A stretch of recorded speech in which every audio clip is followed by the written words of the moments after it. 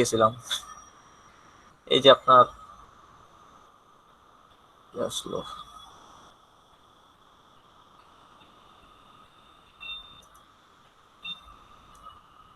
এই যে HTML input attributes, এই অ্যাট্রিবিউটস গুলো কিন্তু এই ইনপুট টাইপ, তারপরে ফর্ম অ্যাট্রিবিউট, ওই জায়গায় আপনার নামগুলো লেখা ছিল কিন্তু ওইগুলার এক্সাম্পল দেওয়া ছিল না। তো এই জায়গায় আসলে ওইগুলোর এক্সাম্পলও দেওয়া আছে। এই যে ভ্যালু অ্যাট্রিবিউটের এক্সাম্পল এই জায়গায় দেওয়া আছে, ভ্যালু অ্যাট্রিবিউট কিভাবে কাজ করে। আপনারা এটা নিজেরা নিজেরা ট্রাই করবেন যে এই যে ভ্যালু দিছে, ভ্যালু দিলে কি হয়, ভ্যালু না দিলে কি হয়, এগুলো আপনারা ট্রাই করবেন।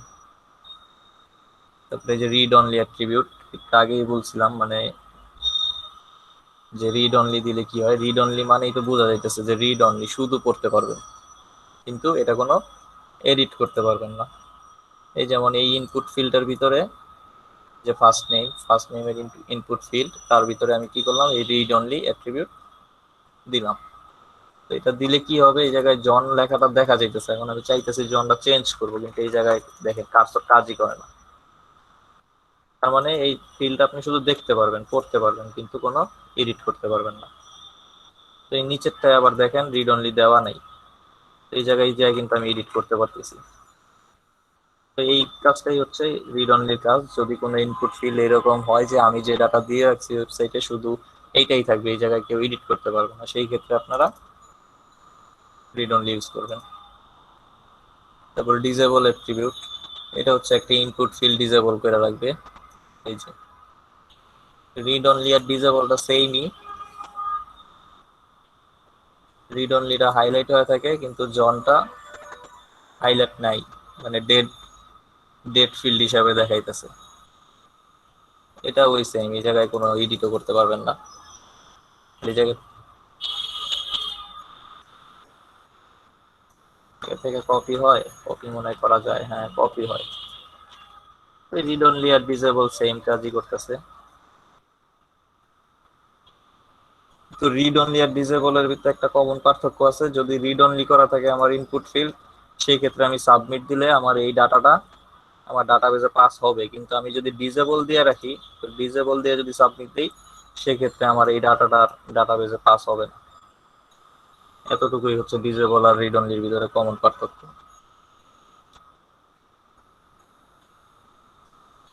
সাইজ অ্যাট্রিবিউট হচ্ছে আপনার ফিল্ড বড় ছোট করার। এই যে যেমন ফার্স্ট নেমের সাইজ দিয়ে রাখছে 50, এটাকে যদি আমি 40 করি, 40 করে রান দিলাম, দেখেন এটা একটু ছোট হয়ে আসছে। আবার পিনের সাইজ দিয়ে রাখছে 4, এটার আমি 20 দিলাম, 20 দিয়ে রান দিই, এটা একটু বড় হয়ে গেছে। ইনপুট ফিল্ড বড় ছোট করার জন্য এই সাইজ অ্যাট্রিবিউট ইউজ হয়। ম্যাক্স লেন্থ, এটা হচ্ছে ওই যে আপনার এই ফিল্ডে কেউ যেমন ম্যাক্স লেন্থ কোথায় দিছে, এই যে পিন নাম্বারের ভিতরে ম্যাক্স লেন্থ ইউজ করছে, কত দিছে 4। তো আপনি এই জায়গায় 4 ডিজিটের বেশি লিখতে পারবেন না। 4 ডিজিটের বেশি দিলে, এখন যেমন 4 ডিজিট দিছি, মানে আমার লেন্থের ভ্যালিডেশনের ভিতরে আছে যে আমি 4টা বলছি, 4টা পর্যন্ত আছে, এই জন্য আমার ডাটাটা পাস হয়েছে। যদি আমি 5টা দিতাম, 5টা দেওয়াই যায় না, মানে এখানে আমি 4টার বেশি চাইলেও লিখতে পারবো না। আর কম দিলেও সমস্যা নাই, কারণ আমি ম্যাক্স বলে দিছি 4। তো আমার মিনিমাম 4টা থাকতেই হবে। মিনিমামের কোনো কথা নাই, মানে ম্যাক্স 4টা থাকতে হবে, 4টার বেশি ইউজ করতে পারবো না। তো এরকম মিনও আছে, মিনিমাম, এই যে মিন এন্ড ম্যাক্স অ্যাট্রিবিউট।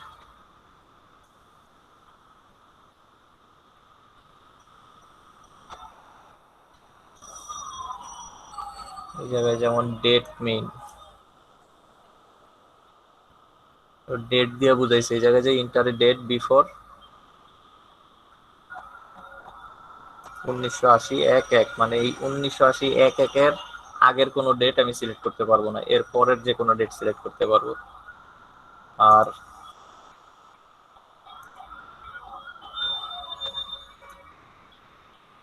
এই জায়গায় একটা ম্যাক্স দিয়ে রাখছে, এই যে যেমন ইনপুট টাইপ নাম্বারটা এই যে কোয়ান্টিটি, এই জায়গায় মিনিমামও দেওয়া আছে 1, ম্যাক্স দেওয়া আছে 5। তো মিনিমাম আমার একটা ডিজিট এখানে থাকতেই হবে, আর ম্যাক্স দিতে পারবো 5, কিন্তু খালি রেখে দিতে পারবো না।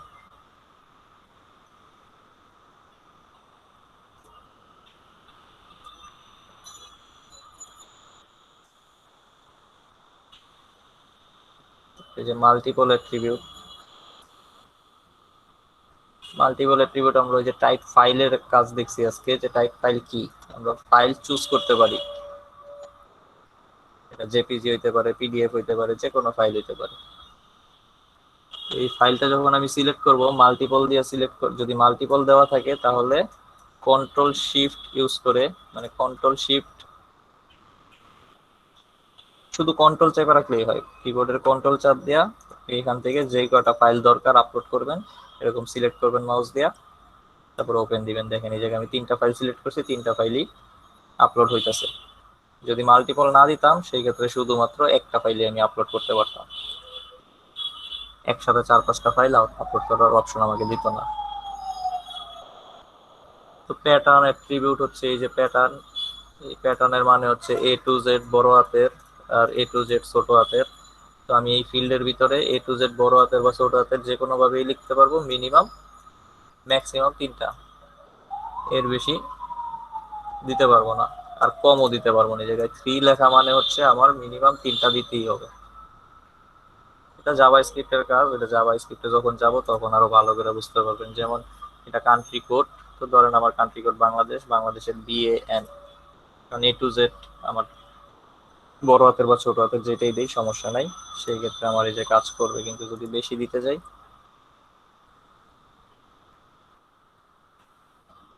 4টা দিলাম, এখন কিন্তু আমার যাইতেছে না, বলতেছে please match the requested format.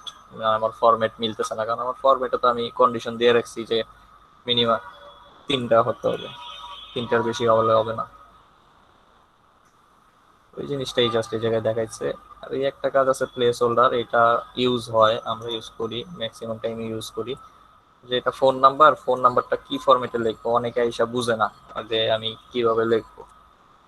তো ওই জিনিসটার জাস্ট একটা হিন্ট দেওয়ার জন্যই প্লেস হোল্ডারটা ইউজ হয়। আপনি প্লেস হোল্ডার এই যে দেখেন, তো এই যে ইনপুট ট্যাগের ভিতরে এই যে প্লেস হোল্ডার, এই প্লেস হোল্ডারে আপনি যা কিছু লিখবেন ওইটা এই জায়গায় ডিজেবল আকারে দেখাবে, কিন্তু হিন্ট, মানে ডিজেবল আকারে এটা হিন্ট হিসাবে দেখাবে। যেমন আমি বললাম যে আমার ফোন নাম্বারটা কোনো স্পেস থাকবে না, কোনো ড্যাশও থাকবে না, এরকম ফরম্যাটে লিখতে হবে। আমি রান করি, এই যে, যে কেউ একজন ইউজার আইসা বুঝবে যে এই ফিল্ডটা আমার এইভাবে পূরণ করতে হবে। এটা যে ওয়েবসাইট বানায় সে একটা হিন্ট দিয়ে দেয় তার সুবিধা অনুযায়ী।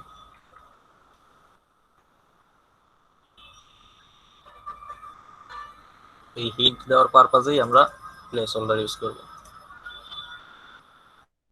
তারপরে রিকোয়ার্ডও বলছিলাম, রিকোয়ার্ড দেওয়া থাকলে, যেমন এই জায়গাতে আপনার ইনপুট ফিল্ড প্রথম নেই, এতে রিকোয়ার্ড দেওয়া আছে, তার মানে এটা আমি ফাঁকা রেখে সাবমিট দিলে বলবে please fill out this field. কিছু না দিলে এটা কাজ করবে না, কিছু দিয়েছি এখন কাজ করে।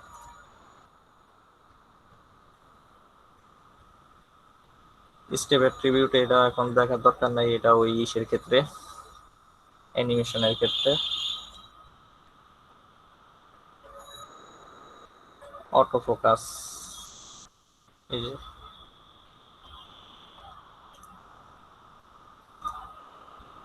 যখন আমি রিলোড দিতেছি তখন আমার এই ইনপুট ফিল্ড প্রথম যেটা নেম, ফার্স্ট নেম, এটা আমি অটো ফোকাস করে রাখছি। দেখেন আমার বর্ডারটা কিন্তু বোল্ড হয়ে আছে, এই যে অটো ফোকাস ইউজ করা প্রথমটা, এই জন্য এটা অটোমেটিক বোল্ড হয়ে থাকে।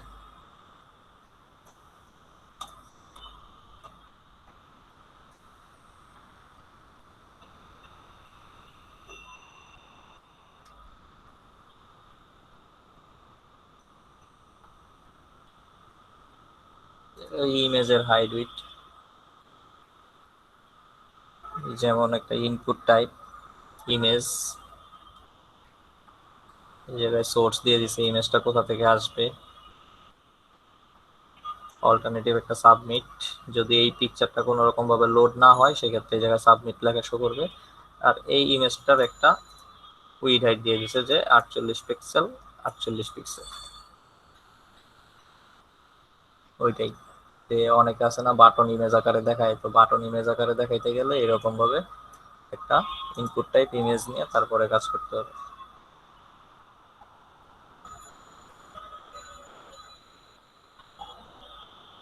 লিস্ট অ্যাট্রিবিউট প্রি ডিফাইন, এটা আজকে বলা হয়েছে যে এই জায়গায় আমি আগে থেকে যা ডিফাইন করে রাখবো ওইটা এই জায়গায় দেখাবে, দেখানোর কিছু নাই। এইগুলো সবই দেখানো হয়েছে, এগুলো আপনারা তারপর তাদের ক্লিয়ার হয় নাই এটা দেখবেন। কপিতে হচ্ছে ট্রাই ইট ইয়োরসেলফে গিয়া কোড দেওয়াই আছে, আপনারা এই কোড নিজের এডিটরে নিয়ে তারপরে প্র্যাকটিস করবেন। নতুন একটা জিনিস জাস্ট এই ডিফ ট্যাগটা নিয়ে একটু আলোচনা করব, কারণ ডিফ ট্যাগটা আমরা যখন কাজ করি ডিফ ট্যাগ লাগবেই। আমরা প্রতিটা সেকশন আলাদা আলাদা করার জন্য এই ডিভের ইউজ করবো। ডিভ হচ্ছে সবসময় ইউজ হয়, ডিভ ছাড়া পরবর্তীতে প্রোগ্রামিং করাই যাবে না। তো এই ডিভ ট্যাগটা কি, ফার্স্টেই এক্সাম্পল দেওয়া হয়েছে, আমরা ডেফিনেশনটা দেখি। The div tag defines a division or a section in an HTML document. The div tag is used as a container for HTML elements, which is then styled with CSS or manipulated with JavaScript. মানে এই div tag হচ্ছে আমরা এর জন্য আলাদা CSS করতে পারবো, আলাদা JavaScript করতে পারবো, মানে CSS JavaScript সবকিছু দিয়েই ম্যানিপুলেট করতে পারবো। The div tag easily styled by using the class or ID attribute. মানে এই div tag যে আমরা নিতেছি এই div tagটা আমরা স্টাইল করি আর জাভাস্ক্রিপ্ট দিয়ে ডাইনামিক করি, যা কিছুই করি সবকিছু কিসের মাধ্যমে, ক্লাস আর আইডি অ্যাট্রিবিউটের মাধ্যমে করব। আর এই ডিপ ট্যাগের ভিতরে আমরা যে কোনো টাইপের কন্টেন্ট দিতে পারি। ডিপ ট্যাগের ভিতরেই আমরা মনে করেন পি দিতে পারি, প্যারাগ্রাফ, তারপরে হেডিং, এরপরে হচ্ছে ইমেজ টিমেজ যা কিছু, মানে এইচটিএমএল এর যত ধরনের ট্যাগ আছে সব ট্যাগ আমরা ইউজ করতে পারবো ডিপ ট্যাগের ভিতরে। ডিপ ট্যাগটা কাজই করে জাস্ট একটা সেকশনের জন্য। এই যে মনে করেন ব্রাউজার সাপোর্ট, এই যে এতটুকু একটা ডিজাইন করা, এটা কিন্তু একটা সেকশন। এই একটা সেকশনের ভিতরে ও আলাদা করে কাজ করছে। এটাও কিন্তু দেখেন আলাদা করা আছে ডিপ দিয়ে, যে ডিপ দিয়ে এটা একটা H1 ট্যাগ নিছে, এই জায়গায় একটা টেবিল নিছে, টেবিলের ভিতরে এইগুলো জাস্ট একটা ইমেজ, তারপরে এই জায়গায় আপনার টেক্সট দিয়ে দিছে।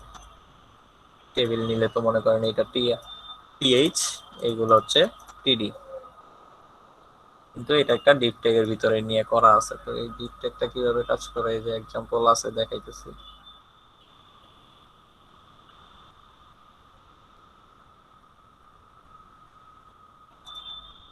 জাস্ট নরমাল এটা দিয়া এটা হচ্ছে এটাই ভালো। এই যেমন বডি ট্যাগের পরেও একটা H1 নিছে, এটা আলাদাই রাখছে। তারপরে আমাদের এতটুকু ডিজাইন মনে করেন এটা একটা সেকশন আমি আলাদা করলাম, যে আমার একটা হেডিং থাকবে এবং কিছু লেখা থাকবে, এটা দিয়ে আমি একটা সেকশন ক্রিয়েট করব। তো সেই ক্ষেত্রে আমি একটা ডিভ নিলাম এবং ডিভের একটা ক্লাস নিলাম, ক্লাসের নাম দিলাম মাই ডিভ। তার ভিতরে আমি কি রাখলাম, একটা H2 ট্যাগ রাখলাম এবং কিছু লিখলাম, এবং একটা P ট্যাগ রাখলাম, কিছু টেক্সট লিখলাম। এখন যদি কোনো ডিজাইন যেমন এই যে এই জায়গায় মাই ডিভ স্টাইল দেওয়া আছে এটা না থাকতো তাহলে কি দেখাইতো, এটা কিন্তু জাস্ট একটা সেকশন আকারেই আছে, এতটুকু পর্যন্ত একটা সেকশন আকারেই আছে, কিন্তু কোনো ডিজাইন নাই। আমার ডিভ ট্যাগের কোনো ইউজ এই জায়গায় বোঝা যাইতেছে না। তো ডিভ ট্যাগটা দেওয়ার অর্থটাই হচ্ছে এটা যে আমি ডিভ দিয়া এটার ভিতরে আমি এক্সট্রা কিছু কাজ চাইলেই করতে পারি। যেমন আমি H2 আর পিটা যে লিখছি আমি চাইলে কিন্তু এই বর্ডারটা দিতে পারতাম না। এই বর্ডারটা দিতে গেলে আমার দেখা যেত যে এই লেখার উপরে বর্ডার আইসা পড়তো, কিন্তু আমি চাইতেছিলাম যে এই ফুল সেকশনটাকে বর্ডার দিব, বা আমার এই লেখার আগে বর্ডার থাকবে এবং পুরোটা জুইরা বর্ডার থাকবে। সেই ক্ষেত্রে এই যে দেখেন ডিভ, এই যে ক্লাস নিলাম মাই ডিভ, এখন এই মাই ডিভটাকে আমি এই যে ডট, ক্লাস যেহেতু নিছি তাহলে ডট দিতে হবে, এটা তো আমরা জানি, আইডি থাকলে আমরা হ্যাশ দিতাম। এই মাই ডিভটাকে কল করে এই জায়গায় আমি একটা বর্ডার দিছি, এই যে 5px, তারপরে আউটসেট মানে এটা বাইরে থাকবে, তারপরে একটা রেড কালারের বর্ডার দিছি, একটা ব্যাকগ্রাউন্ড কালারও দিছি, এই যে লাইট ব্লু, লেখাটা একটা লাইট ব্লু কালারের ভিতরে ব্যাকগ্রাউন্ড দেখাইতেছে। তারপর টেক্সট অ্যালাইন মাঝখানে করলাম। তো এটা কিন্তু আমি পুরো সেকশনটাকে করছি। এখন আমি এই যে ডিভ এর ভিতরে যদি আরো একটা পি নেই, এর ভিতরেও কিন্তু আমার ওই ডিজাইনটা আইসা করবে।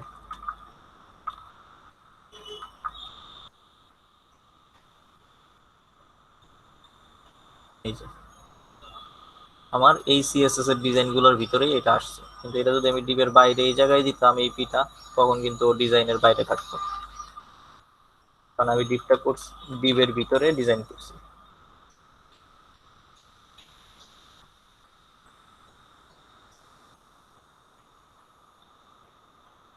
এটাই মূলত ডিভের কাজ, যে ডিভটা দিয়ে আপনি একটা সেকশন আলাদা করতে পারতেছেন এবং ওই সেকশনটাকে আপনি এক্সট্রা ডিজাইন, এক্সট্রা ই করতে পারতেছেন, যে এক্সট্রা ডাইনামিক করতে পারতেছেন, ওর মডিফাই আপনি ইচ্ছা মতো করতে পারতেছেন আলাদাভাবে।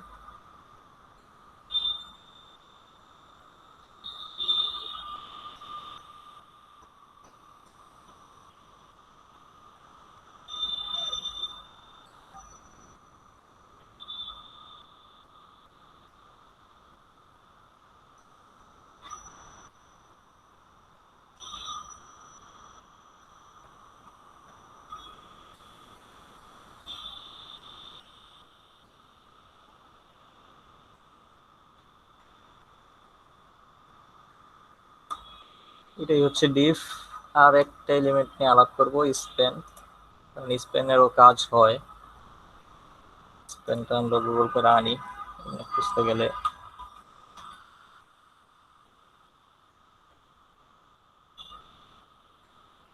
জি স্প্যান ট্যাগ। স্প্যান ট্যাগটা কি? The span tag is an inline container used to mark up a part of a text or a part of a document. এটা একটা ট্যাগ, কিন্তু এটা আমরা ইনলাইন মানে যে কোনো ট্যাগের মাঝখানে মাঝখানেই আমি চাইলে আর একটা ট্যাগ ডিফাইন করতে পারবো। এটা হচ্ছে এই স্প্যান ট্যাগ। স্প্যান হচ্ছে একটা ইনলাইন ট্যাগ। এই যে দা স্প্যান ট্যাগ, যেহেতু এটা একটা আলাদা ট্যাগ, যদি আমি কোনো ট্যাগের ভিতরে এই ট্যাগটা ডিফাইন করি, তার মানে আমি এই ট্যাগের ভিতরে আলাদাভাবে ক্লাস লিখতে পারবো, অ্যাট্রিবিউট লিখতে পারবো। তো ওইটার ভিতরে আমি চাইলে ইজিলি সিএসএস করতে পারবো, জাভা স্ক্রিপ্ট করতে পারবো, যেহেতু ক্লাস আর আইডি আছে। তো আমি যদি একটা প্যারাগ্রাফের ভিতরে আর একটা প্যারাগ্রাফ, এটা কিন্তু নেওয়া যায় না, ওটা দেখবেন তখন নিচে নেমে যেতেছে। কিন্তু আমি একটা প্যারাগ্রাফের ভিতরেই আরো কিছু ডিজাইন যখন করতে যাব, সেই ক্ষেত্রে স্প্যানটা সবচেয়ে ভালো। এই যে যেমন ও একটা প্যারাগ্রাফ নিছে, প্যারাগ্রাফের ভিতরে আমি প্যারাগ্রাফ লিখছি, মানে এই কন্টেন্ট লিখছি। এখন দেখেন এই জায়গায় ব্লু কালার আছে, আবার এই জায়গায় ও অন্য একটা কালার দিছে। শুধু প্যারাগ্রাফ থাকলে কিন্তু এটা আমার করা পসিবল ছিল না, কারণ আমি প্যারাগ্রাফে যদি কালার দিতাম, ব্লু দিতাম, তাহলে আমার এই পুরা লেখাটা ব্লু হয়ে যেত। তো আমি মাঝখানের এই এতটুকু করার জন্য এই যে স্পেন ট্যাগ ইউজ করা হয়েছে। এই দেখেন মাই মাদার হ্যাজ, তারপরে কি ব্লু, তো এই ব্লুর আগে স্পেন ট্যাগ নিছে এবং স্টাইল অ্যাট্রিবিউট ইউজ করে আমি ইনলাইন সিএসএস ইউজ করছি। যেমন কালার দিছি ব্লু, তারপরে এই জায়গায় ফন্ট ওয়েট দিছি বোল্ড। এই যে লেখাটা আমার একটু বোল্ড, নর্মালের চেয়ে একটু মোটা। এই যে আমার ব্লু, আর এই যে এই জায়গায় আমি স্পেন ট্যাগ ক্লোজ করে দিছি, মানে আমি এই ব্লুটাকেই মডিফাই করছি, এই ব্লুর উপরেই ডিজাইন করছি। তো আমার এই ব্লুর আগে এবং পরে স্পেন ট্যাগটা দিতে হবে, মানে স্পেন ট্যাগের ওপেনিং আর ক্লোজিংটা দিতে হবে। তারপরে হচ্ছে আরো কিছু লিখলাম, তারপরে এই যে ডার্ক গ্রিন, তার মানে কি ডার্কের আগে আমার আরেকটা নতুন স্পেন ট্যাগ ইউজ হয়েছে। এই যে ডার্কের আগে আরেকটা স্পেন ট্যাগ ইউজ হয়েছে, এবং ওই জায়গায় সেম একটা স্টাইল অ্যাট্রিবিউট দিয়ে একটা কালার দিছে ডার্ক অলিভ গ্রিন, এবং ফন্ট ওয়েট দিছে বোল্ড। জাস্ট এই দুইটা জিনিসই দেখানো বাকি ছিল। আরো তো অনেক কিছুই আছে, কিন্তু ওগুলোর ইউজ খুব বেশিটা হয় না, কিন্তু এখন পর্যন্ত যা দেখানো হয়েছে এইগুলা সব সময় ইউজ হয়। এটা ভবিষ্যতে যখন কাজ করবেন, এই জিনিসগুলা না জানা থাকলে টোটালি কাজ করতেই পারবেন। এই স্পেন আর ডিপটা হচ্ছে একটা গুরুত্বপূর্ণ ট্যাগ, এটার ইউজ সব সময়ই আছে। এই মোটামুটি আপনাদের এইচটিএমএল এই পর্যন্তই। বাকিটা কাজ করতে করতে আরো অনেক কিছুই শিখবেন। সামনে কাছে যা ডিস্টার্ব পাবেন, ওই ডিস্টার্ব পাইলে তখন গুগল করবেন, গুগলের কাছে সব সলিউশন আছে। আগামীকাল থেকে আপনাদের সিএসএস দেখানো হবে, আর আজকে একটা ফর্ম বানানো কাজ দেওয়া হবে। একটা ফর্ম, এর ভিতরে মনে করেন একটা রেজিস্ট্রেশন ফর্মই থাকবে, এর ভিতরে সব ইনফরমেশন দিয়ে আমাকে একটা ফর্ম বানায় দেখাবে, যেমন নাম, ঠিকানা, ইমেইল, পাসওয়ার্ড, ফাইল আপলোডের অপশন, এরপরে আপনার হচ্ছে জেন্ডার, চেকবক্স, সবকিছু দিয়ে মোটামুটি একটা বড় ফর্মই দেখাবেন 10-12টা আইটেমের। আমাদের ইচ্ছা মতো তৈরি করব ফর্মটা, নাকি আপনি একটা ফরম্যাট দিয়ে দিবেন? আচ্ছা, আমি একটা ফরম্যাট দিয়ে দিব না, আপনারা ওইটাই বানায়েন। আমি একটা ইমেজ দিয়ে দিব না, আপনারা জাস্ট ইমেজের ডিজাইন থাকতে পারে, আপনাদের ডিজাইন দরকার নাই, জাস্ট আমাকে স্ট্রাকচারটাই করে দেখান, কারণ আমি তার ডিজাইন কিছু দেখাই নাই আপনাদের, জাস্ট এইচটিএমএল দিয়ে এই স্ট্রাকচারটাই দেখাবো। আমি দিয়ে দিব না। আর আজকে আর ক্লাস কন্টিনিউ করতেছি না, এই কার কি জানি প্রবলেম আছে, এই প্রবলেমগুলা সলভ করতে করি।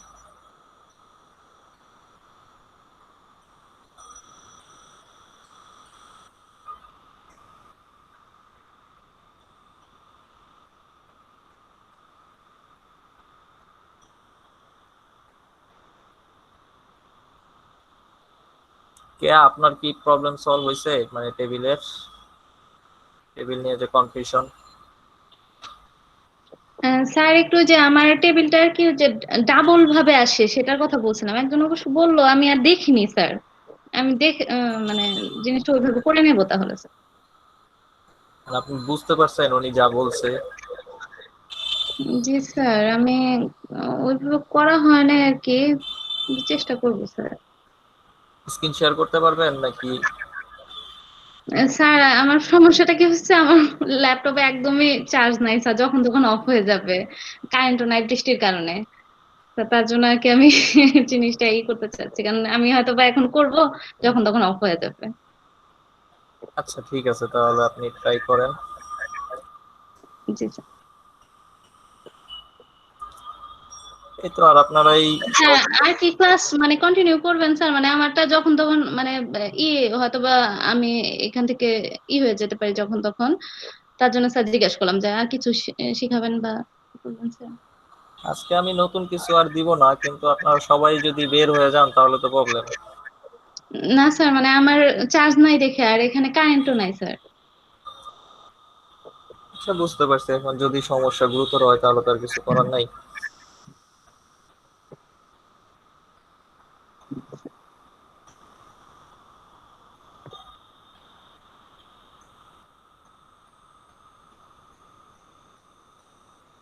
যারা আছেন তারা ওই এইচটিএমএল এ যারা একেবারেই নতুন, তারা এই ফরম্যাট তো আজকে অনেক কিছুই দেখানো হয়েছে, আপনারা ওই জিনিসগুলো আবার একটু রিভাইজ দেন। কোনো কনফিউশন কোনো কিছু যদি থাকে আমি আছি, বলেন, আমি ক্লিয়ার করার চেষ্টা করব। একটু প্র্যাকটিসও করতে থাকেন, আর আমি আপনাদের জন্য একটা ফর্ম খুঁজে বের করি, এই ফর্মটা আমি গ্রুপে দিতেছি, ওইটা আগামীকাল করে দেখাবেন।